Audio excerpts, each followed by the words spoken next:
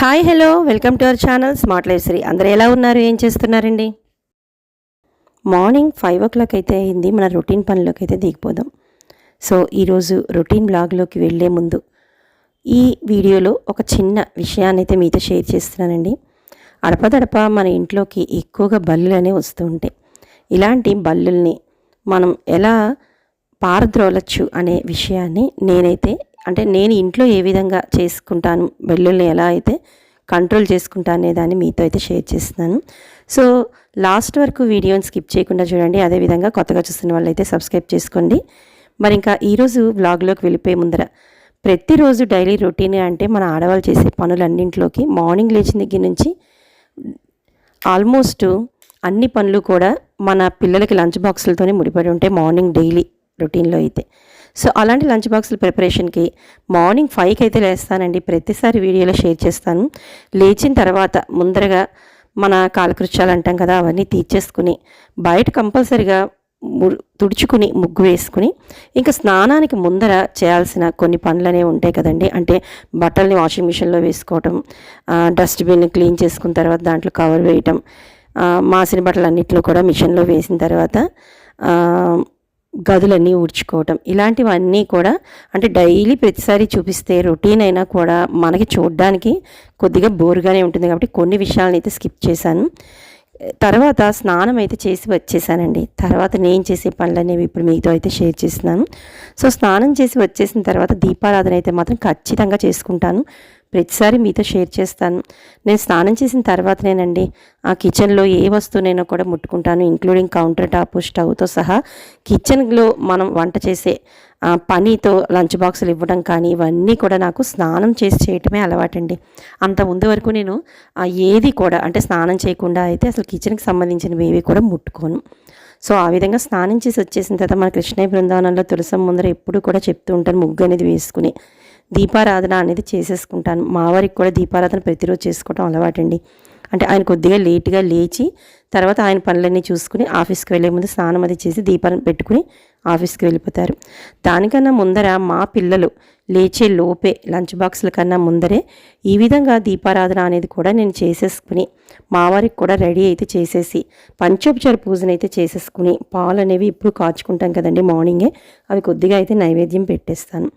ఇలా చేసుకుంటే మనసు కూడా చాలా తృప్తిగా ఉంటుంది. పనికి ఉత్సాహం అనేది వచ్చినట్టు అనిపిస్తుందండి. ఇది ఎన్నో ఏళ్ళ నుంచి చేస్తున్నాను.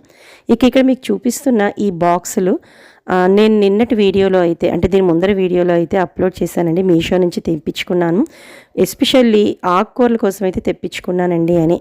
సో ఈరోజు తోటకూర పులుసుతో పాటు వంకాయ కూర అనేది లంచ్ బాక్స్లోకి అయితే ప్రిపేర్ చేస్తున్నాను. ఇదిగోండి 3 రోజులు అయితే అయిందండి ఇందులో తోటకూర పెట్టి. కానీ అడుగును కూడా చూపిస్తున్నాను కదా, అస్సలు వాటర్ అనేది దిగలేదు. చాలా వరకు అయితే ఫ్రెష్గానే ఉన్నాయండి కూరలు. ముఖ్యంగా ఆకుకూరల కోసం తెచ్చుకున్నానని చెప్పిన విధంగానే వాటితో పాటు ఇక్కడ వంకాయలు కూడా చూస్తున్నారు కదా, ఫ్రెష్గా ఉన్నాయి. వాటర్ అనేది అసలు దిగట్లేదు. నాకు ఎక్కువగా అంటే కవర్లో కట్టి ఆకుకూరలు పెట్టేసి ఫ్రిడ్జ్లో ఎక్కడో పడేస్తే అవి ఇలా ముద్దలా పీసుగా అయిపోయి కవర్కి అంటుకుపోయి 4 రోజుల తర్వాత కొన్ని అంటే మనం తెచ్చుకున్న ఆకుకూరలన్నీ వాడేసుకోం కదండి. అందులో సగం అయితే వండుకున్నాం అనుకోండి, మిగతా సగం నాకు అలా పాడైపోతూ ఉండేది. ఇక్కడ ఇదిగోండి ఈరోజు కూడా ఇక్కడ చూపిస్తున్న ఈ తోటకూర అంతా కూడా వండట్లేదు. అందులో హాఫ్ అయితే తీసుకున్నాను. ఇంకా ఇడ్లీ పిండి అయితే రుబ్బాను మార్నింగ్ టిఫిన్ కోసం. అన్నింటికంటే ముఖ్యంగా నేను ప్రతిసారి షేర్ చేస్తానండి. ఇక్కడ పెట్టుకుంటున్న కిచెన్ కౌంటర్ టాప్ మీద ఈ క్లాత్ ఉంది కదండి, కిచెన్ టవల్, దాన్ని అయితే తడిపేసి అంటే నేను వంటకి ప్రిపేర్ చేసుకునే ముందర మనం కొన్ని ఇలా అయితే మెయింటైన్ చేసుకుంటే మన కిచెన్ అనేది ఎప్పుడు కూడా నీట్గానే ఉంటుందండి. దాంట్లో భాగంగానే ఇప్పుడు తడిపేసిన ఈ కిచెన్ టవల్తో పాటు ఒక ప్లేటు, ఆ ప్లేట్లో మనకి అవసరమైన గరిటలు తెలిసిపోతాయి. అంటే ఏం వంట చేస్తాం అనేది ముందుగా మనం అనుకుంటాం కాబట్టి వాటికి సంబంధించినవన్నీ అంటే ఎందుకు పెట్టుకుంటానంటే వాటికి అంటిన ఆయిల్ మరకులు అవన్నీ జిడ్డు అంటుకోకుండా స్టవ్ మీద ఈ విధంగా ముందే పెట్టేసుకుని ఒక తుడుచుకోవడానికి ఒక టవల్ అనేది పెట్టేసుకుంటాను. ఇంకా చెప్పాను కదండి ఈరోజు తోటకూర పులుసు అనేది చేస్తున్నాను. దానికోసం అయితే తోటకూరని క్లీన్ చేసుకోవడం కోసం నేను చాలాసార్లు ఈ విషయాన్ని కూడా షేర్ చేశాను. నాకు నైట్ తరుక్కోవడం అనేది చాలా తక్కువ అండి. అందరూ చాలామంది నైట్ ప్రిపేర్ చేసుకుంటారు. కానీ ఫ్రెష్గా ఆకుకూరలైనా కూరలైనా కూడా అప్పటికప్పుడు పోషకాలు పోకుండా నాకు ఇదే ఏమిటో మరి చాలా రోజుల నుంచి ఇలా అలవాటైపోయిందండి. రోజులు కాదు చాలా ఏళ్ళు నుంచి అయితే అలవాటైపోయిందండి. ఈ విధంగా మార్నింగ్ లేచి ఎంత అనుకుంటాను నైటే చేసుకుంటే కొద్దిగా పని భారం తగ్గుతుంది అని, కానీ ఏంటో ఈ విధంగా అలవాటు అయిపోవడం వల్లేమోనండి మార్నింగే లేచి అయితే మాత్రం తరుగుతాను. ఇక కొద్దిగా బౌల్లోకి అయితే సాల్ట్ వాటర్ అనేది వేసేసుకుని ఆ సాల్ట్ వాటర్లోనే ఈ తోటకూర అంతా కూడా కడిగేసి తర్వాత మళ్ళీ నార్మల్గా మంచినీళ్ళతో అయితే కడిగేసానండి. కడిగేసి కొద్దిగా చింతపండు పులుసుని అయితే నానబెట్టుకున్నాను ఆ పులుసు కోసం. ఇంకా అందులోనే అంటే ఆ చింతపండు పులుసులోనే తరిగిన తోటకూర, స్పైసెస్ ఉంటాయి కదండి, పసుపు, కారం, ఉప్పు అన్నీ కూడా వేసేసి పప్పు అనేది నేను లాస్ట్ టైం కూడా షేర్ చేశాను. పప్పు అనేది ఎప్పుడు కూడా నేను వితౌట్ ఆయిల్ మామూలుగా నార్మల్గానే ఫ్రై అనేది చేసిందే వాడతానండి. సాధారణంగా తోటకూర పప్పు అనేది చేసుకోవచ్చు, అంటే తోటకూర ఉడకబెట్టి పప్పును కూడా ఉడకబెట్టి ఎక్కువ క్వాంటిటీలో పప్పు అనేది వేసేయచ్చు. కానీ నాకు అంటే మా పిల్లలకి ఎక్కువగా మా పెద్ద అబ్బాయికి ఈ విధంగా తోటకూరతో పులుసు లిక్విడ్ లాగా పెడితేనే ఇష్టం అండి. అందుకే నేను అలా అని పప్పుని స్కిప్ చేయను, పప్పు బద్దల్ని కూడా అందులోనే వేసేసి ఈ విధంగా అయితే ఉడికిస్తాను. ఇలా చేసుకుని చూడండి చాలా బాగుంటుంది తోటకూర పులుసు. అదేవిధంగా ఇంకా వంకాయలని అయితే నేను ఆ వంకాయని కారం పెట్టి కూర అనేది చేస్తున్నానండి. దానికి ముందర అయితే సాల్ట్ వాటర్లో వంకాయలను కూడా నేను ఈ విధంగా క్లీన్ చేసుకోవడానికి అయితే వేసుకుని దాంట్లో ఆనియన్స్ కూడా వేస్తున్నానండి. ముందుగా ఎందుకు ఆనియన్స్ని ఫ్రై చేస్తున్నాను అంటే మనం వంకాయల్లో ఒక మధ్యలో కట్ చేసి నేను ఆ కారాన్ని దూరుస్తాను. ఆ లోపు వంకాయలు అనేవి చాలా తొందరగా మగ్గిపోతాయి కదా, అందుకని ఆనియన్స్ ముందుగా కొద్దిగా వేయించుకున్నాం అనుకోండి, వంకాయ కూరని అందులో వేసేసే టైంకి రెండు కూడా ఎట్ ఏ టైం ఒకేసారి అంటే ఒకలాగే అయితే ఫ్రై అవుతాయని ముందుగా కొద్దిగా ఆనియన్స్ అనేవి ఫ్రై చేసుకుంటున్నాను. ఇంకా ఒక పక్కన చూసారు కదా ఇందాక పెట్టిన తోటకూర పులుసు కూడా ఉడుకుకైతే వచ్చేసింది. మనం కొద్దిగా గ్యాప్ ఉంచి పెట్టామనుకోండి పక్కన పులుసు అనేది పొంగదు. ఈ లోపు నాకు ఇక్కడ చూపిస్తున్న ఈ కారం గురించి కూడా చెప్పానండి. మనం ఆవాలు, తర్వాత మినప్పప్పు, శనగపప్పు, ఎండుమిర్చి, కావాలంటే ధనియాలు కూడా, అంటే నచ్చిన వాళ్ళు ధనియాలు కూడా వేసి ఫ్రై చేసుకుని మనం మిక్సీ చేసే ముందరగా కొద్దిగా చింతపండుని అయితే అందులో వేసుకుంటే మనకి కరెక్ట్గా అన్ని పాళ్ళు సరిపోతాయండి. ఈ కూర మాత్రం చాలా అంటే ఇది దేనికైనా చేసుకోవచ్చండి, వంకాయ అనే కాదు, దొండకాయ చేసుకోవచ్చు, బీరకాయ చేసుకోవచ్చు. ఇలా మనం ఏ కారం పెట్టి కూరలైనా కూడా చాలా బాగుంటుంది. సో అంటే మళ్ళీ సపరేట్గా చింతపండు పులుసు వేయాల్సిన అవసరం లేకుండా ఇందులోనే చింతపండుని అయితే ఈ విధంగా మిక్సీ అయితే చేసి ఇంకా నేను కట్ చేసిన తర్వాత ఈ పీలర్ కానీ చాకు కానీ లేదంటే ఈ చాపింగ్ బోర్డు ఉంటుంది కదండి, వాటిని కూడా ఎప్పుడు కూడా అలా వదిలేనండి. నేను పని చేసుకుంటూనే గిన్నెలు కానీ లేదా అంటే మనం క్లీన్ చేసుకుంటాం కదండి, కూరలు క్లీన్ చేసుకునే బౌల్స్ కానీ ఇలా చాపింగ్ బోర్డ్స్ కానీ ఇవన్నీ కూడా తర్వాత చేసుకోవచ్చు లేని షింక్లో పడేయడం కానీ అలాంటివి ఏది అలవాటు లేదండి. వెంటనే అంటే నాకు అనుకోవచ్చు మీరు, నేను 5కి లేస్తాను, 7:30 కల్లా మా పెద్ద అబ్బాయికి అంటే వాడు బీటెక్ 3rd ఇయర్ అయితే చదువుతున్నాడు, వాడికి కాలేజ్ బస్ అనేది 7:30 కల్లా వచ్చేస్తుందండి.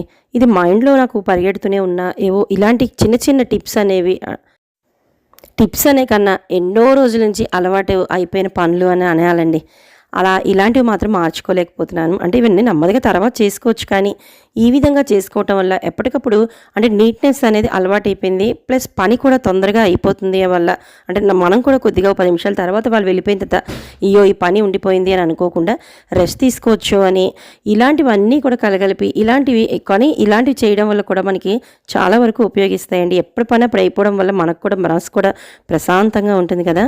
పని అనేది ఎక్కువగా వెనకాల పెట్టుకున్నా ఉంటే మనం రెస్ట్ కూడా తీసుకున్నా కూడా మన మైండ్ పనిచేయదు. కాబట్టి నేను ఇలాంటి చిన్న చిన్న పనులు అయితే మాత్రం త్వరగా చేసేసుకుంటాను. సో ఈ విధంగా క్లీనింగ్ అనేది అయిపోయింది కదండి. ఇందాక కట్ చేసిన వంకాయల్లోకి అయితే ఆ కారం అయితే దూర్చేసి వాటిని ఈ వేగుతున్న ఆనియన్స్లో వేసేసాను. ఇంక ఇక్కడ చూడండి, ఇందాకడ కౌంటర్ టాప్ మీద నేను కూర కారాన్ని దూరుస్తున్నప్పుడు ఈ విధంగా కొద్దిగా అయినా మనకి పడుతూ ఉంటుంది. అందుకే నేను స్టార్టింగ్లో చెప్పాను, మన కిచెన్ టవల్ అనేది ఎప్పుడు ఇలా కొద్దిగా తడిపి పెట్టేసుకుంటానండి. స్టార్టింగ్లోనే ఇలా పక్కన పెట్టేసుకుంటే ఇలా ఏదైనా చిన్న చితక పడినప్పుడు మనకి ఎప్పటికప్పుడు కౌంటర్ టాప్ కానీ మన స్టవ్ కానీ క్లీన్ అయిపోతూ ఉంటుందండి. తర్వాత పెద్ద పని భారము అనేది కూడా ఎక్కువగా అయితే ఉండదు. అంటే ఎప్పటికప్పుడు క్లీనింగ్ అనేది అయిపోతుంది కాబట్టి మనకి కూడా వంట చేస్తున్నంతసేపు ఏదో చిరాకుగా అని అంటే నాకైతే నాలాంటి మనస్తత్వం ఉన్న వాళ్ళకైతే ఎస్పెషల్లీ ఇలా చేసుకోవటం వల్ల చాలా వరకు కూడా రిలాక్స్గా వంట చేయగలనండి నేను. ఇంకా ఈ వంకాయ ఫ్రై అనేది ఇక్కడ వేగుతూ ఉండంగా పక్కన ఇందాక స్టార్టింగ్లో పులుసు అనేది పెట్టాను కదండి, అది కూడా ఆల్మోస్ట్ మనం ఇలా విడిగా కందిపప్పుని వేసినా కూడా మనకైతే ఉడికిపోతుందండి, ఏం ప్రాబ్లం రాదు. ఇక్కడ వంకాయ కూర కూడా మగ్గిపోయింది. అందులో వంకాయలు చాలా ఫాస్ట్గా వేగుతాయి, ఉల్లిపాయలు ఆల్రెడీ వేయించి ఉంచాం కాబట్టి. ఈ మినప్పప్పు కారాన్ని ఒక్కసారి టేస్ట్ చేయండి, చాలా బాగుంటుంది. ముఖ్యంగా ఇలా మనకి ముద్దగా కూర రావాలంటే నేను ఆయిల్ అయితే ఎక్కువగా వేయనండి. మనకి సగం సగం ఫ్రై అవుతూ ఉండగా కొద్దిగా వాటర్ని అయితే నేను స్ప్రింకిల్ చేస్తాను. మనకి వాటర్ స్ప్రింకిల్ చేసి అంటే మన పైన కొద్దిగా జల్లినా కూడా మనం మూత పెడితే అంటే వంకాయ పడంగా అలా కావాలి అనుకునే వాళ్ళు, టేస్ట్ ఎక్కువ కావాలనుకునే వాళ్ళు మాత్రం ఆయిల్ ఎక్కువ వేసుకోవచ్చు. కానీ ముద్దగా ఉన్నా కూడా టేస్ట్ అయితే మాత్రం ఏమాత్రం మారదండి. కొద్దిగా వాటర్ పోసినా కూడా సూపర్ టేస్టీగా అయితే వస్తుంది ఆ కూర. దాంతోపాటు టిఫిన్లోకి అయితే ఇడ్లీ అనేది పెట్టేశాను.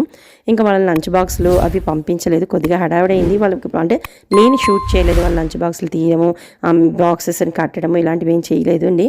అయినా కూడా వాళ్ళు వెళ్ళిపోయిన తర్వాత ఒకసారి మీ కిచెన్ అనేది చూపిస్తున్నాను. నేను ఎక్కడికక్కడ సర్దేసుకున్నాను. సర్దుకున్న కన్నా నాకు ముందు నేను చేసుకున్న చిన్న చిన్న టిప్స్ వల్ల ఎప్పుడూ కూడా కిచెన్ అనేది ఈ విధంగానే ఉంటుంది.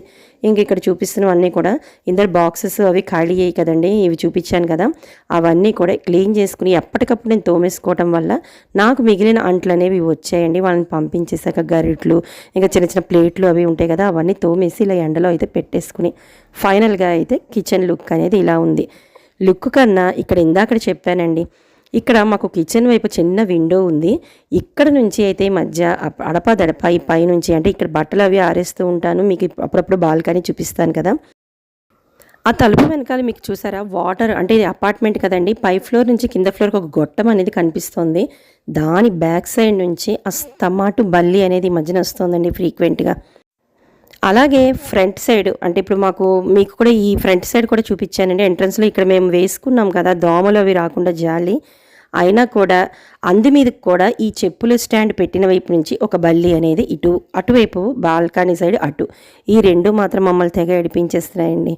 మార్నింగ్ లేచిన దగ్గర నుంచి అటువైపు వంట చేస్తున్నప్పుడు ఇటు ముగ్గు వేసిన స్టార్టింగ్లోనూ కూడా ఈ బల్లుల బెడద అనేది కొద్దిగా ఎక్కువైంది. సో దీనికి నేను చెప్పే ఒక చిన్న చిట్కాని మీతో కూడా షేర్ చేద్దామని ఈరోజు నేను ఈ టిప్ని అయితే మీతో షేర్ చేస్తాను. సో ఇక్కడ మనకి ఒక చిన్న మిక్సీ జార్ అయితే తీసుకుని దాంట్లోకి ఒక ఉల్లిపాయను అయితే ఈ విధంగా కట్ చేసుకుందామండి. కట్ చేసుకున్న దాంట్లోనే ఒక 4-5 వెల్లుల్లి రెబ్బల్ని కూడా వేసేసుకుని ఆ మిక్సీ జార్లో ఒక హాఫ్ గ్లాస్ వాటర్ని అయితే ఇలా మిక్సీ చేసే ముందు పోసుకుని రెండు కలిపి ఒకసారి మెత్తగా అయితే రుబ్బేసుకోవాలండి. ఇలా మిక్సీ పట్టిన ఈ వెల్లుల్లి అయితే మిశ్రమం ఉంది కదండి, దాన్ని వేరొక బౌల్లోకి అయితే ట్రాన్స్ఫర్ చేసుకుని ఆ బౌల్లోనే మనకి ఒక స్పూను వంట సోడా అనేది కూడా దీంట్లో అయితే వేసుకుందాం. తర్వాత పెప్పర్ పౌడర్ ఉంటుంది కదండి, మనకి మిరియాల పొడి అంటాము, ఆ మిరియాల పొడిని ఒక స్పూన్ కింద కూడా వేసుకుందాం. తర్వాత ఇంకా ఒక హాఫ్ బద్ద నిమ్మ చెక్కని కూడా ఇందులోనే పిండేసుకుని మనకి తగినంత వాటర్ని అంటే ఒక ఒక పావు లీటరు వాటర్ని అయితే ఇదే బౌల్లో అయితే యాడ్ చేసి అన్నీ కలిపి అయితే ఇలాగా మిశ్రమం కింద తయారు చేసేసుకుందామండి.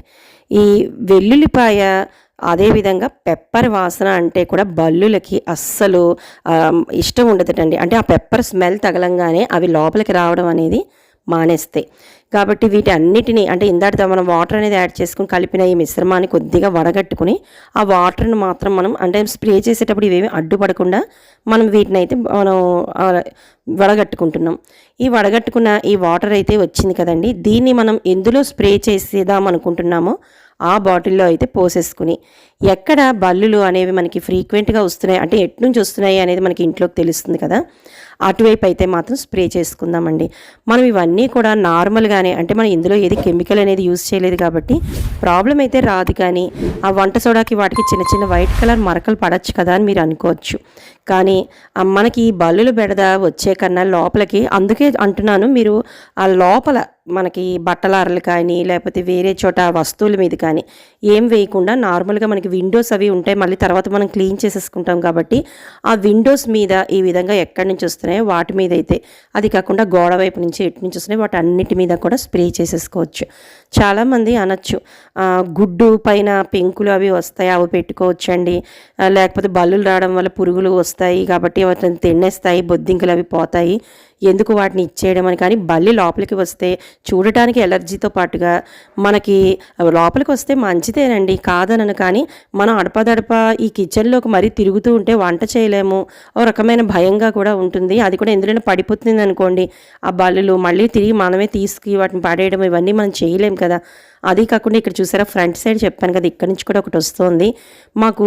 ఫ్రంట్ సైడ్ నేను లాస్ట్ టైం ఇది కూడా పోస్ట్ చేశానండి, సమ్మర్ టైంలో ఇలాగా ఏసీ అనేది హాల్లో పెట్టించుకున్నామండి అని.